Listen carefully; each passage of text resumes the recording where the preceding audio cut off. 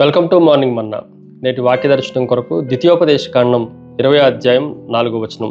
వనకకుడి, వారి ముఖము చూచి బెదరకుడి. మీ కొరకు మీ శత్రువులతో యుద్ధము చేసి మిమ్మల్ని రక్షించువాడు మీ దేవుడైన యెహోవాయే.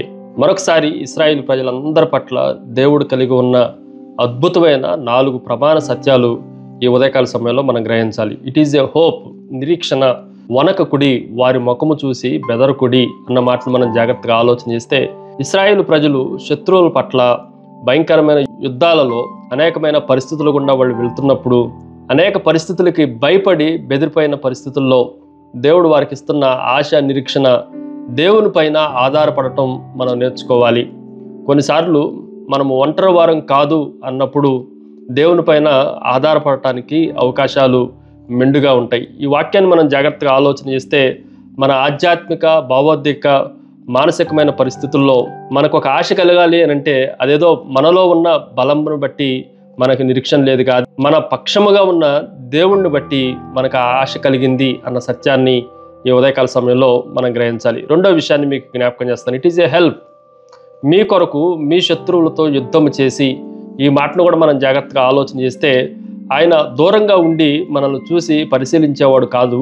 ఆయన యుద్ధక్షేత్రములో దిగి మనతో పాటు శత్రువుల పైన యుద్ధము చేసేవాడు, మన కొరకు యుద్ధం చేసేవాడు. ఆయన సమరయోధుడు అన్న సత్యాన్ని దేవుని వాక్యంలో నుండి మనం గ్రహించాలి. మన పక్షంగా ఆయనే పోరాడతాడు. మన పోరాటాల్లో పాపం మీదే కానీ, శత్రువు మీదే కానీ, సాతాను మీదే కానీ, ఏ రకమైన ఉపద్రవమైన దేవుడు వాటిలన్నిటినీ తొలగించగలిగి మనకు విజయాన్ని అనుగ్రహించగలిగిన గొప్ప దేవుడిని మనము సేవిస్తున్నాము అన్న సత్యాన్ని మనం గ్రహించాలి. మూడో విషయాన్ని మీకు జ్ఞాపకం చేస్తాను. It is a host of armies, సైన్యాధ్యక్షుడు. ఈ మాటను కూడా మనం జాగ్రత్తగా ఆలోచన చేస్తే, మిమ్మల్ని రక్షించువాడు. ఎలాగో ఆయన రక్షించగలడు అని మనం ఆలోచన చేస్తే, ఆయనే సైన్యములకు అధిపతి. తరచుగా బైబిల్లో హీబ్రూ భాషలో యెహోవా సేబాత్ అన్న మాట రాయబడతా ఉంది. అంటే సైన్యములకు అధిపతి అయిన యెహోవా అన్న బిరుదు దేవునికి ఇవ్వబడతా ఉంది. మనము భూ సంబంధమైన పోరాటాల్లో పాల్గొంటున్నప్పుడు మనకు పరలోక సైన్య శక్తి, పరలోక సైన్య సమూహపు మద్దతు ఉంది అన్న సత్యాన్ని మనం గ్రహించాలి. మనం ఒంటరిగా పోరాడట్లేదు.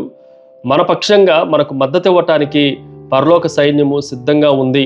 అందుకే ఆయన సైన్యములకు అధిపతి అయిన యెహోవా అని పిలువబడుతున్నాడు అన్న సత్యాన్ని ఈ ఉదయకాల సమయంలో మనం ఆలోచన చేయాలి. ఫైనల్లీ 4వ విషయాన్ని మీకు జ్ఞాపకం చేస్తాను. It is A honour. ఆయన ఘనతను ఆయనకు మాత్రమే మనము ఆపాదించాలి. చాలా సందర్భాల్లో విశ్వాస కళ్ళు మనం తెరిచి చూడగలగాలి. యుద్ధపు వాతావరణంలో ఓడిపోతున్న ప్రతి సందర్భంలో దేవుడిని విడిచిపెట్టడానికి అవకాశం ఉంది.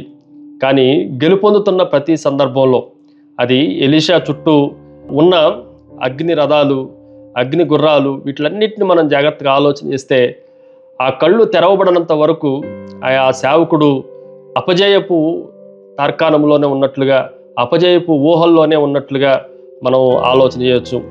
దేవుణ్ణి గర్వపరచడానికి దావీదుని ఏర్పాటు చేసుకున్నప్పుడు, గొలియాతు మీద గెలిచినప్పుడు యుద్ధము యెహోవాదే అని దేవునికి ఘనతను తీసుకుని వచ్చినట్లుగా దావీదు ప్రవర్తించడం మనం జ్ఞాపకం ఉంచుకోవాలి.